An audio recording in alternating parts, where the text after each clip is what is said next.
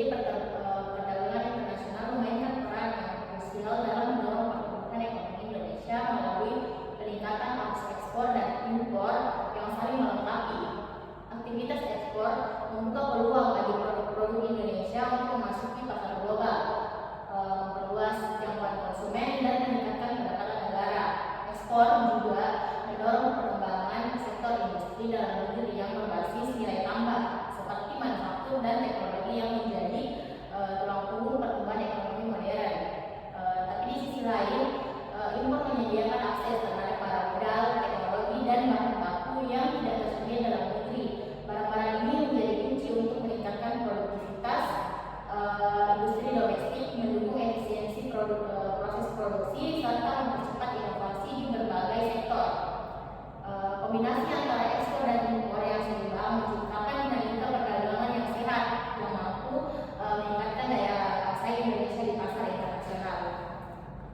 Selanjutnya, pengaruh investasi dalam mendorong pertumbuhan. Jadi investasi ini memiliki pengaruh yang signifikan terhadap pertumbuhan ekonomi di Indonesia.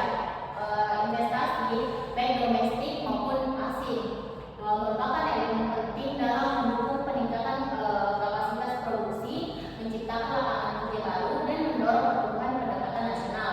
Dalam penelitian ini ditemukan bahwa investasi memiliki hubungan positif dengan pertumbuhan ekonomi, yang berarti bahwa peningkatan investasi akan berdampak pada peningkatan produk domestik bruto atau PDB. Jadi secara statistik, hasil analisis regresi menunjukkan bahwa variabel investasi memiliki nilai signifikan mengindikasi peran pentingnya dalam mempengaruhi pertumbuhan ekonomi selama periode 2007 sampai 2017. Hal ini sesuai dengan teori makroekonomi, di mana investasi merupakan salah satu komponen utama dalam pembentukan PDB. PDB yang tidak hanya memperbesar kapasitas produksi, tetapi juga menciptakan lapangan kerja baru. Selanjutnya, keterkaitan perdagangan internasional dan investasi.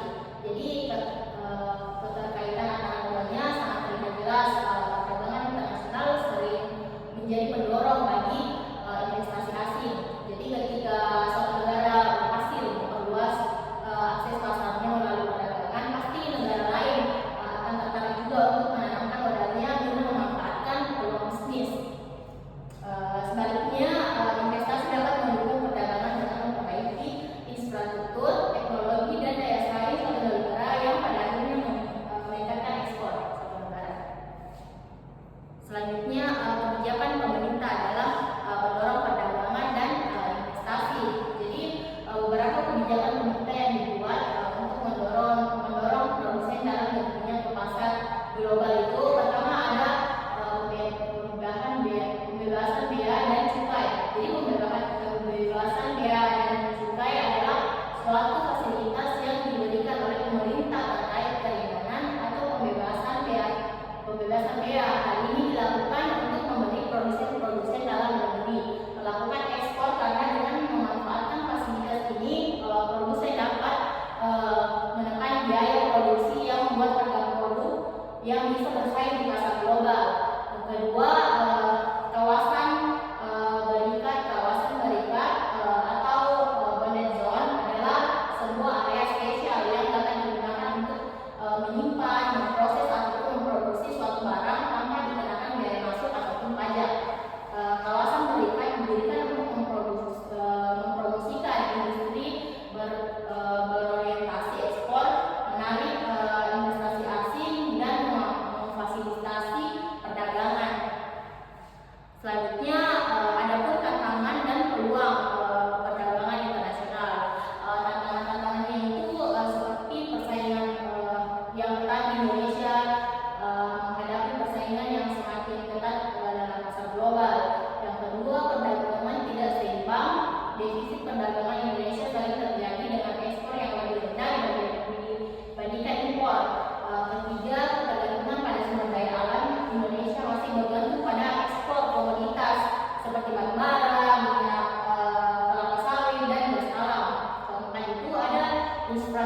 infrastruktur yang belum sepenuhnya berkembang seperti transportasi, logistik, dan konektivitas digital dapat menjadi hambatan dalam memperlancar perdagangan dan menarik investasi asing.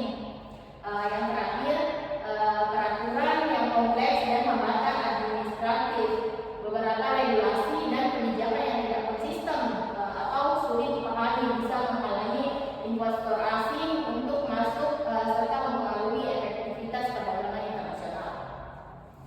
Selanjutnya itu ada peluangnya.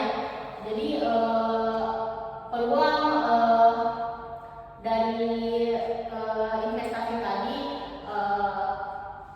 dari perdagangan internasional tadi yaitu akses pasar global, perjanjian perdagangan bebas atau FTA, dan kemitraan ekonomi dapat membuka akses pasar internasional bagi produk Indonesia.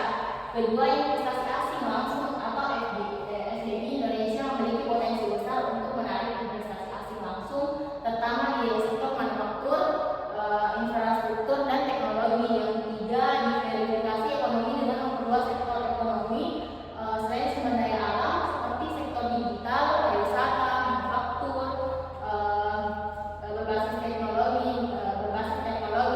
Indonesia dapat meningkatkan ketahanan ekonomi dan mempercepat pertumbuhan.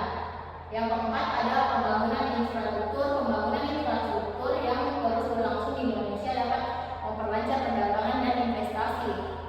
Proyek besar seperti tol, bandara, dan pelabuhan dapat memperkuat konektivitas internasional dan mendukung pertumbuhan ekonomi.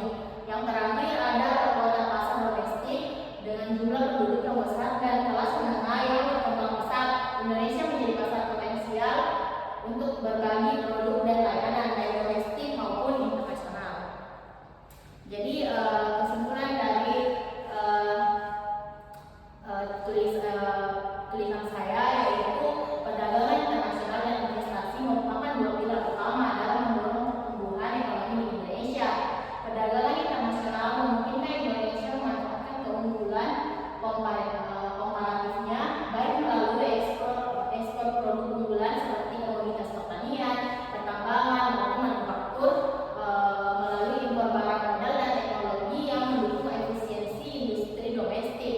Dalam jangka panjang, keterlibatan dalam perdagangan global dapat meningkatkan daya saing produk lokal dan mendorong inflasi.